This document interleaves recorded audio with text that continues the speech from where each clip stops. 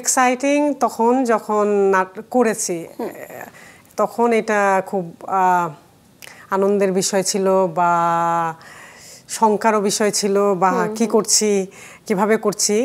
এখন সত্যি কথা বললে এটা শেষ হয়ে গিয়েছে আমার জন্য। দর্শক, এবারের পর্ব আড্ডাবাজি। আজ আমরা আমাদের স্টুডিওতে আমন্ত্রণ জানিয়েছি এমন একজন শিল্পীকে যিনি একটা সময় বলতেন, জীবনটা তো একটাই আর খুব ছোট, তাই যা সব থেকে প্রিয় তাই করতে চাই, থিয়েটারের মধ্য দিয়ে জীবনটা উপলব্ধি করতে চাই। আর সেই গুণী শিল্পীকে আমরা দেখব এবার রূপালী পর্দায়। আসছে 16ই মে মুক্তি পেতে চলেছে পিপলু আর খান পরিচালিত সিনেমা জয়া আর শারমিন। এই সিনেমায় জয়া চরিত্রে নন্দিত অভিনেত্রী জয়া আহসান এবং শারমিন চরিত্রে আমরা দেখব মহসিনা আক্তারকে। আর আজ তিনিই আমাদের অতিথি। প্রিয় দর্শক, চলুন আর কথা না বাড়িয়ে সরাসরি আড্ডায় ডুব দেই।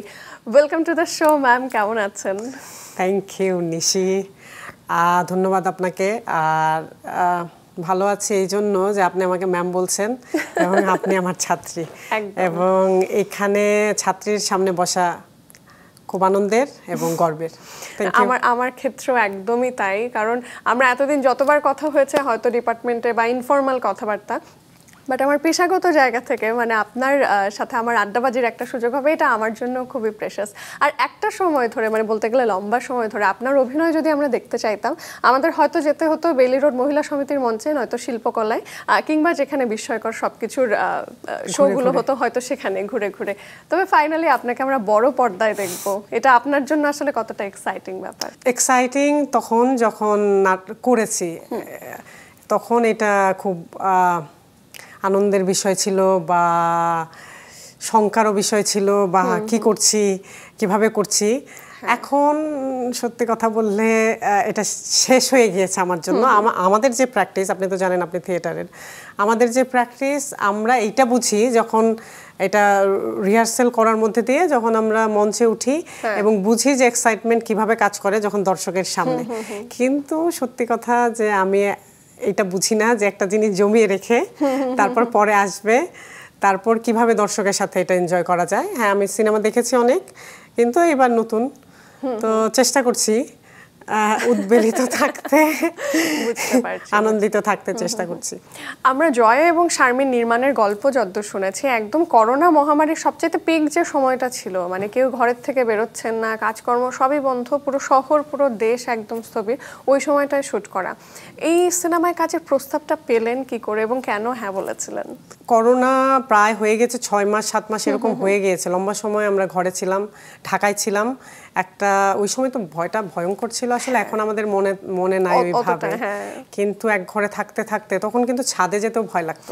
ওই প্রথম ধাক্কাটা যখন এলো 2020-এর কথা বলছি, কিন্তু পরে আমি খুব চেষ্টা করে, যখন একটু লকডাউন ছাড়লো, আমি অনেক চেষ্টা করে টাঙ্গাইল আমার বাড়ি, যে ওখানে চলে গেলাম। তো এর মাঝখানে একটা ফোন আসলো আমার, উনি সিএটির একজন অভিনেতা, উনি কাস্টিং ডিরেক্টর সুমন ভাই, উনি ফোন করলেন। ওনার সাথে ব্যক্তিগত এরকম পরিচয় নাই, কিন্তু জানি যে উনি থিয়েটার করেন, কাজ করেন। তো বললেন যে একটা সিনেমার কথা ওনারা ভাবছেন, এবং অনেক কিছু বলে উনি বললেন যে পিপলু আর খান আপনার সাথে কথা বলতে চায়।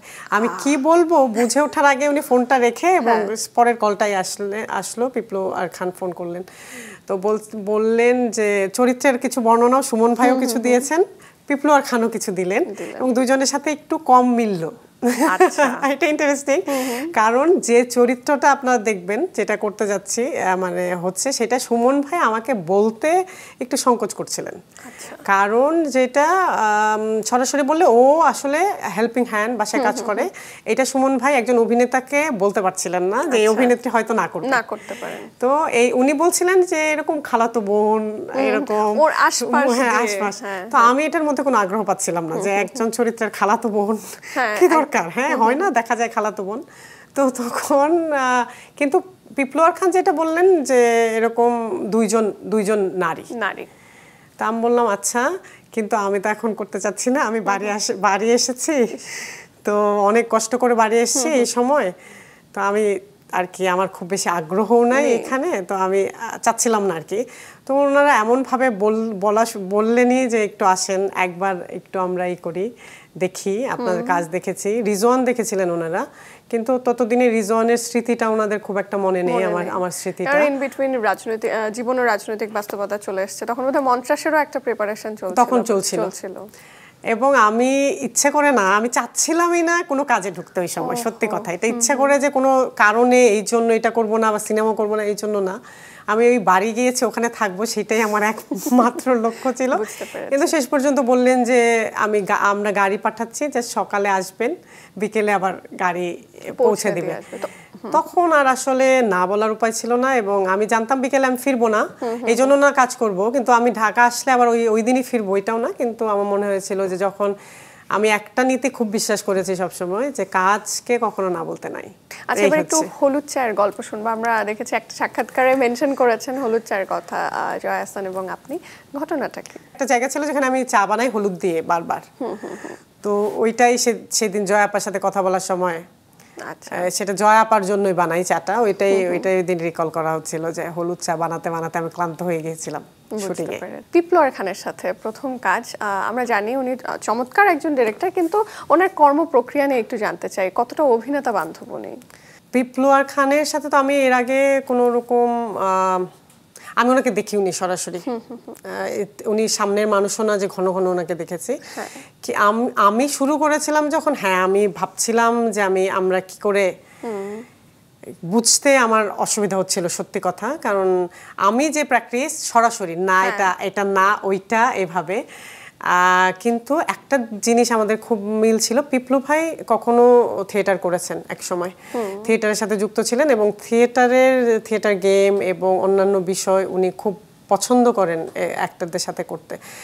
আর কেমন উনি অভিনেতা বান্ধব, একটা ছোট্ট উদাহরণ আমি দিই যদি। একটা সিন একবার আমি মনে হয়েছিল যে আমি আজকে সিনটার জন্য প্রস্তুত না, এবং আমি ভাবছিলাম বলবো কিনা। এরকম তো থিয়েটারে কখনো হয় না যে আমি প্রস্তুত না, আমরা সবসময় প্রস্তুত থাকি এবং সেটা আমাদের প্র্যাকটিস থাকতে হয়। কিন্তু আমার মনে হয়েছিল যেহেতু এই সুযোগটা আছে এবং আমি এটা বলতে পারি, তো আমি বলেছিলাম পিপলু ভাই আমার মনে হচ্ছে যে এই শ্যুটটা আমি এই মুহূর্তে প্রস্তুত না, আমার কয়েকটা টেক দিতে হতে পারে। কিন্তু উনি বলেছিলেন তাহলে আমরা এখন এটা করব না। এবং আমি তো এটা নিয়ে আমি মনে মনে খুব লজ্জিত হয়েছিলাম, কিন্তু পরের বার যখন আমরা করলাম তখন তো অবশ্যই এটা কাজ করেছে। এবার আপনার কোঅ্যাক্টরের প্রসঙ্গে আসবো। জয়া আহসান আমাদের দুই বাংলার অত্যন্ত স্বনামধন্য, জনপ্রিয় এবং গুণী অভিনেত্রী। পাশাপাশি ওইখানে তো উনি দুটো ভূমিকাতেই ছিলেন, ওয়ান অফ দ্য প্রডিউসার্স এবং অ্যাক্টরস অ্যাজ ওয়েল। ওনার সাথে কাজের অভিজ্ঞতাটাও একটু জানবো, এবং শুটিং সেটে উনি কেমন থাকেন, কতটা কোঅপারেটিভ? আমার কাছে মনে হয়নি যে মনে হয়েছে যে একটা ঘরে কিছু মানুষ আছে যারা হচ্ছে জয়া আহসান ওইভাবে দেখা হয়নি। এটা ওনারই গুণ, এবং এটা তো আপনি বললেন যে দুই বাংলার, এটা তো ওনার কাছ থেকে সবচেয়ে বড় শেখার যেটা, যে কিভাবে নিজেকে ঠিক রেখে এগিয়ে যেতে হয়। এবং আমরা মনে করি আমরা মেয়েরা যারা আছে আমাদের সময়ে, এই সময়ে, তারা ওনাকে দেখে এটা মানে ওনার সাহস এবং এই ধৈর্য এবং এটা শেখা দরকার। অসাধারণ উনি কো-অ্যাক্টর হিসেবে আমার মনে হয় যে আমরা খুব সুন্দর সময় কাটিয়েছি একসাথে দুইজন। এবং যখন নারী কো-অ্যাক্টর হয় তখন কমফোর্টের জায়গাটা আমার জন্য সবসময় খুব ভালো, এবং আমরা একটা বড় অংশ মেয়ে ছিলাম ভেতরে, সবাই ইয়াং এবং সবাই কাজটা করতে চাচ্ছিলাম, লেখক মেয়ে, পিপলোয়ার খানের সাথে আরেকজন যে ছিলেন মাটি, এবং অনেকেই ছিলেন। চিফ এডি মেয়ে ছিলেন না, কিন্তু আরো মেয়েরা ছিল। এবার একটু শারমিন চরিত্রটা নিয়ে শুনবো, যে চরিত্রে আপনাকে আমরা দেখতে পাবো। এই চরিত্রটা আপনার জন্য কতটা স্পেশাল ছিল? সব চরিত্র স্পেশাল, সবসময় সব চরিত্র স্পেশাল, কারণ আমি চরিত্রটাই দেখি। সত্যি কথা বলতে আমি একবারও ভাবিনি যে কোথায় করছি, কিসের জন্য করছি। আমার কাছে মনে হয়েছে যে আমাকে একটা কাজ দেয়া হয়েছে, এটা ব্লেসিং, এবং এখানে একটা মানুষের কথা বলছে, সেই মানুষটা কি করে রক্ত মাংসের তৈরি করা যায়। কাজে স্পেশাল অবশ্যই। এবং এই জন্যই যে এমন একটা মানুষ যার জীবন আমি যাপন করিনি কখনো, ওই মানুষটাকে খুঁজতে যে অনেক ছোট বড় অনেক বিষয় আমি আবিষ্কার করেছি, সেটা তো অবশ্যই লার্নিং। আপনার কেন মনে হয় জয়া আর শারমিন এই সিনেমাটি কেন দর্শকরা হলে গিয়ে টিকিট কেটে দেখবে এবং দেখা উচিত? হলে গিয়ে টিকিট কেটে দেখবে প্রথমত যে কোনো শিল্পকর্ম একজন পরিচালক একটা দল খুব আগ্রহ নিয়ে তৈরি করেছেন এবং তাদের করার ভেতরে সততা আছে, তো সেইটা নাগরিক হিসাবে দেখার দায়িত্ব, যাতে পরবর্তীতে আরও ভালো কাজ হয় এবং এইভাবেই দেশকে চিনবে মানুষ। এটা কোনো বিচ্ছিন্ন ঘটনা না, সেই জন্য দেখা উচিত, দায়িত্ব থেকে দেখা উচিত। আপনার মতো দুর্দান্ত অভিনয় শিল্পীকে তো সবাই পছন্দ করবে এবং বড় পর্দায় আপনার কাজ দেখার পরে এরপরে যদি ভালো বেশ কিছু প্রজেক্টে, সেটা ওটিটি প্ল্যাটফর্ম হোক বা বড় পর্দার কোনো কাজ হোক, যদি প্রস্তাব পান নিশ্চয়ই পাবেন, তখন কি অভিনয় করবেন? প্রথমটার উত্তর দেয়নি, সবাইকে পছন্দ করতে হবে সেটা না, কারণ কেন সবাই বাধ্য তো না পছন্দ করতে। কিন্তু এটা ঠিক যে ভালো মন্দ যেটাই হোক, তার থেকে কি শেখা যায় সেটা গুরুত্বপূর্ণ। আর যে কোনো মাধ্যম কাজের জন্য আমার কোনো সমস্যা নেই, যে কোনো মাধ্যম। হ্যাঁ, সময়টা আছে কিনা, আমি অন্য কাজে থিয়েটারে তখন ব্যস্ত কিনা, এবং ওই কাজটা করতে আমি আনন্দ পাবো কিনা, সবকিছু মিলিয়ে যদি ব্যাটে বলে মেলে তবে। এবার একটু ছোটবেলার গল্পটা শুনবো। আপনার ছোট থেকে কিছুটা বড়বেলা অবধি কেটেছে টাঙ্গাইলের একদম নির্মল পরিবেশে এবং 7 ভাই বোনের বেশ বড় পরিবার। আমি মানে একমাত্র সন্তান হওয়ার কারণে এই জিনিসগুলো খুব মিস করি, বাট এই যে এতগুলো ভাই বোন থাকলে ছোটবেলাটা নিশ্চয়ই অনেক মুখরিতভাবে কাটে। একটু শুনবো কেমন ছিল ছোটবেলা। আপনি যদিও একজন, কিন্তু আপনি ঠিক ধরেছেন যে এটা খুব মুখরিত ছিল, অসম্ভব মুখরিত, একদম কিচিরমিচির একরকম বয়সে আমরা কাছাকাছি সবাই। বড় পরিবারের সবচেয়ে মজার বিষয় সবাই একসাথে থাকে, একজন আরেকজনকে হেল্প করে। তো আমার একটা ইন্টারেস্টিং বিষয় আছে, এগুলোর ছবিও আছে। আমি যখনই যে চরিত্র করি, সেটা একদম থিয়েটারের জন্য থেকে যেখানে যে চরিত্র করি, আমি বাসায় অধিকাংশ সময় ওইটার ট্রায়াল করতে থাকি। ওই কাপড়টা পরি, সবকিছু করি না, সব নেই না, জাস্ট ওই কাপড়টা পরি, আমি যেটা মনে করি যে এইটা এই চরিত্রের জন্য কাপড়। তো এই সিনেমা করতে যেয়ে ছোটবেলার কথা বলতে গিয়ে বা পরিবার বড় হওয়ার সুবিধা, আমি যখনই জানতাম যে কালকে আমি আসবো ঢাকায়, অ্যাপল বক্স ফিল্মসে যাব, এবং তখন আমার ভাগ্নি, আমার বোনের মেয়ে, ও শুট করছিল আমাকে, আমি ঘরের হাঁড়ি পাতিল পরিষ্কার করছিলাম, ঝাড়ু দিচ্ছিলাম। তো এইটা বড় পরিবারের মজা, তো আমরা এগুলো নিয়ে সবসময় মজা করি এবং খুব সুন্দর কেটেছে ভাই বোনদের সাথে। আপনাকে তো আমি বলতে গেলে শিক্ষক হিসেবেই পেয়েছি প্রথম থেকে। প্যারালালি আপনি রবীন্দ্র সৃজনকলা বিশ্ববিদ্যালয়ে শিক্ষক হিসেবে দায়িত্বপ্রাপ্ত রয়েছেন, পাশাপাশি আপনি জগন্নাথ বিশ্ববিদ্যালয়ে কর্মরত ছিলেন, ঢাকা বিশ্ববিদ্যালয়ে কর্মরত ছিলেন, বর্তমানে আপনি স্পর্ধার সাথেও যুক্ত ছিলেন। এইচএসসির পরে কেন আপনি থিয়েটার অ্যান্ড পারফরমেন্স স্টাডিজ বিভাগটাকেই বেছে নিলেন স্নাতকের জন্য? সত্য কথা বল, একদম সত্য কথা আজকে। কারণ আমি ঢাকা ইউনিভার্সিটিতে ভর্তি হতে চেয়েছিলাম, এবং আমি যে বললাম ছোটবেলায় আমি এইচএসসি পর্যন্ত একদম পড়ালেখা করিনি। এত কম পড়ালেখা করেছি যে আমার স্কোর খুব কম ছিল। আচ্ছা, এসএসসি এবং এইচএসসিটা ভালো ছিল বলে আমি আসলে ভর্তি পরীক্ষা দিতে পেরেছি। তো এর কারণে আমার একটা দরকার ছিল সাবজেক্ট যেখানে আমি পড়তে পারবো। তারপরে কিছুটা হচ্ছে ভাগ্য বলতে পারেন, যে থিয়েটার আমার জন্য লেখা ছিল, এই জন্য যে আমার বাংলা বিভাগে হয়েছিল, কিন্তু এইটার খবরটা আমার কাছে ঠিক সময় পৌঁছায়নি। আমার ভাই ওই সময় খোঁজ নিতে পারেনি, ও ওইখানেই থাকতো জিয়া হলে এবং ওখানে পড়ালেখা করতো। কিন্তু পরবর্তীতে নাট্যকলা এবং মিউজিকের জন্য আমার ডাক এসেছিল, তখন কিন্তু আলাদাভাবে হতো, আলাদা একসাথেই ডিপার্টমেন্ট ছিল কিন্তু আলাদাভাবে ইন্টারভিউ হতো, এবং আমি 2টা অংশেই চান্স পেয়েছিলাম, যদিও আমি বেসুরা।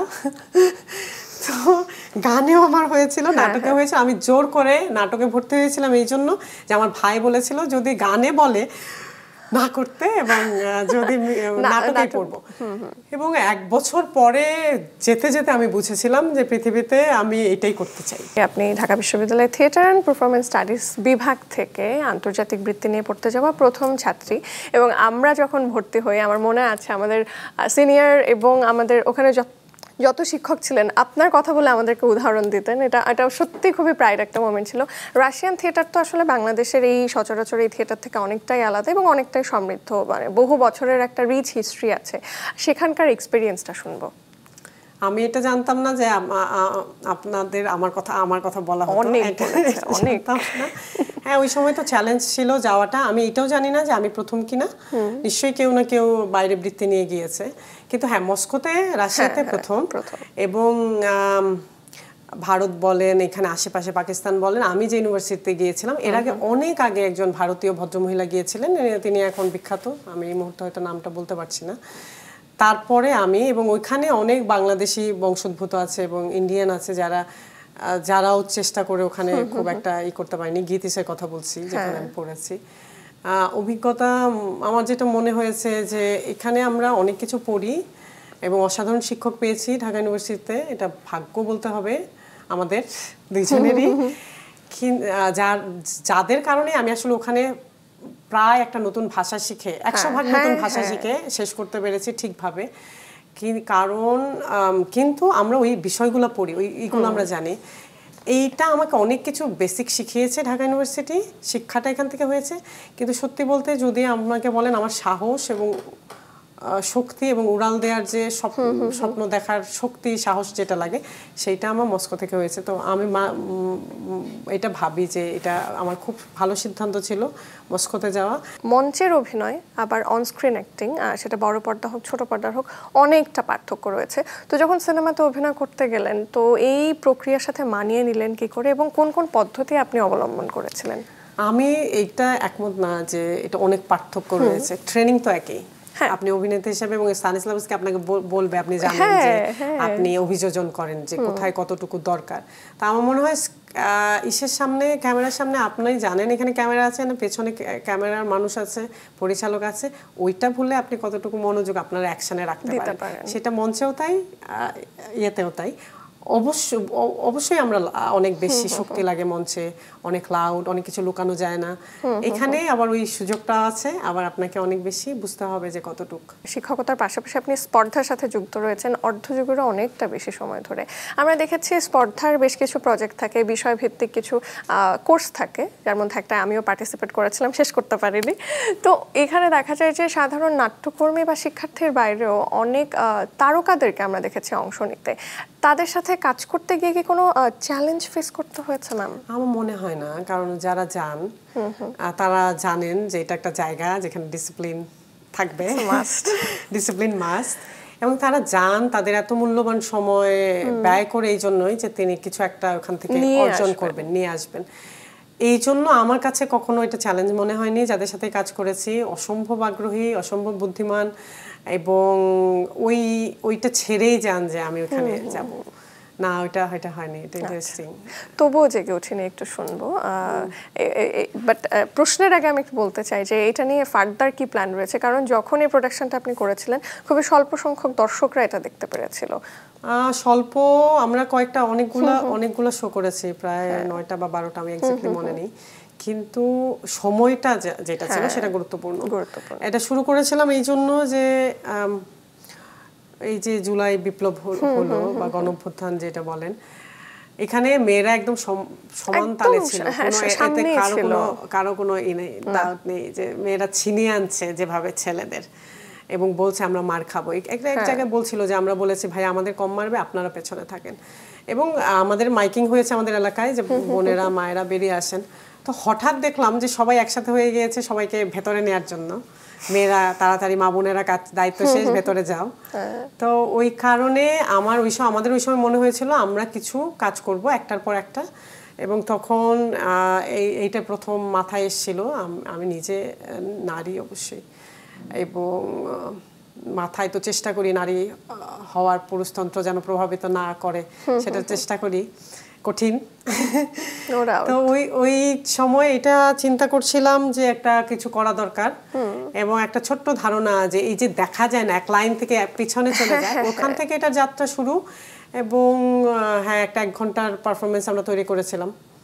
ইন্টারেস্টিং দেখেছে মানুষ, আরো ভবিষ্যতে আবার করব, এটা করা দরকার আরো বেশি, এই সময় তো আরো বেশি করা দরকার, আরো বেশি করে রিলেভেন্ট। এবার একটু অন্য প্রসঙ্গে আসবো। কোক স্টুডিও বাংলার বনবেবী পায়ের গানের সাথেও আপনি যুক্ত ছিলেন। সেখানে কোরিওগ্রাফিটা দেখেছিলেন অমিত চৌধুরী স্যার, বাংলাদেশের স্বনামধন্য নৃত্য ব্যক্তিত্ব। প্যারালালি ডিজাইনে আপনার মানে বিশাল বড় একটা অবদান আছে, সেই গল্পটা শুনবো ইন ডিটেইলস। অমিত চৌধুরীর সাথে তো আমি অনেক লম্বা সময় ধরে আমরা একসাথে কাজ করি, কলিগ। তারপর জীবন ও রাজনৈতিক বাস্তবতা একসাথে কাজ করেছি। আমরা ভাষা বুঝি, আমার মনে হয় একজন আরেকজনের, আর্টিস্টিক ভাষা। আমি কাজ করেছিলাম, আমাকে বলা হয়েছিল যে কস্টিউমটা করতে, পুরো জিনিসটা, আইডিয়াটা ডেভেলপ করতে।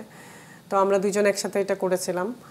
ইন্টারেস্টিং, নতুন জায়গা, এবং একটা গান যেটা খুব গুরুত্বপূর্ণ কথা বলে এবং মেঘদলের সাথে সুমন ভাই ছিলেন, সাথে শিবুদা ছিলেন। তো এটা ইন্টারেস্টিং কাজ। আমরা অল্প সময়ে বনবিবিকে দেখতে চেয়েছি আপনার একদম বনবিবি যেরকম আছে, আমাদের যেরকম ধারণা আছে সেটা থেকে লৌকিক ধারণা থেকে সাথে ফিউশন মিলিয়ে দেখতে চেয়েছি। আমাদের ভীষণ প্রিয় একজন শিক্ষক শ্রদ্ধেয় জামিল আহমেদ স্যারের সাথে দীর্ঘ সময় ধরে কাজ করছেন। অনেকেই বলেন মানে তার সাথে কাজ করাটা অনেক বড় একটা মেন্টাল স্টেবিলিটি এবং পেশেন্সের জায়গা। স্যারের প্রভাব আপনার জীবনে কতখানি?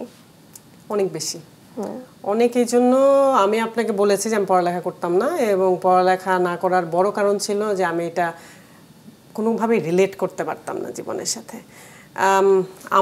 আমি যে নিচ্ছে পড়তে হবে, নিচ্ছে যে একজন ভদ্রলোক যাকে পড়া যায়, একজন দার্শনিক, এই জ্ঞানটাও আমার আসলে ছিল না। আমি প্রথম স্যারের সাথে তখন ক্লাস করছিলাম তখন, এবং উনি আমাদের স্ট্রিনবার্গ পড়াচ্ছিলেন, সবাইকে আলাদা আলাদা নাট্যকার পড়াচ্ছিলেন এবং অ্যানালাইসিস করার জন্য বলছিলেন যে নিচ্ছে দ্বারা প্রভাবিত ছিলেন।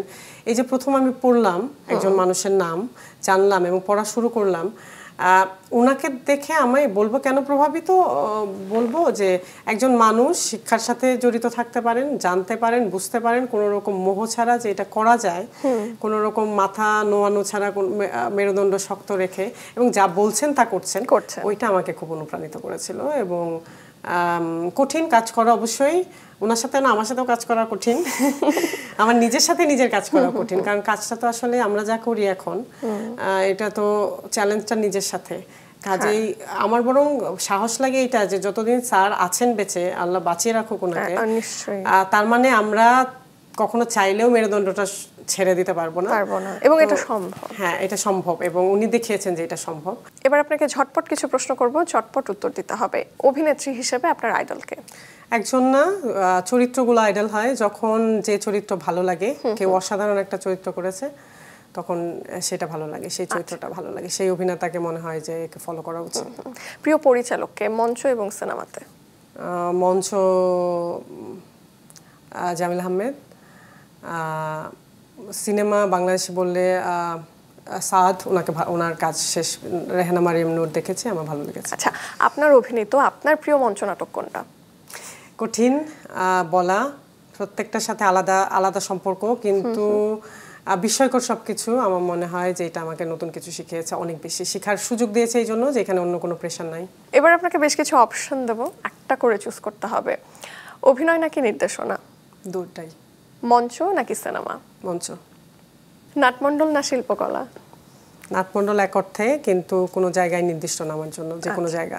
গ্রোটস্কি নাকি স্তানিস্লাভস্কি? দুজনেই। আপনার সাথে কথা বলে, আড্ডা দিয়ে ভীষণ ভালো লাগলো ম্যাম, এবং আজকের দিনটা আমার কাছে আজীবন মনে থাকবে। জয়া আর শারমিনের জন্য এবং আপনার জন্য অনেক অনেক শুভকামনা। বিনোদন সারাদিনকে সময় দেওয়ার জন্য অনেক ধন্যবাদ। আপনাকে ইন্দ্রাণী অনেক ধন্যবাদ, আমার সবসময় দিনের কথা মনে থাকবে। দর্শকদের অনেক ধন্যবাদ এবং কৃতজ্ঞতা আপনাদের প্রতি। জয়া আর শারমিন দেখতে আসবেন 16 মে সিনেপ্লেক্সে।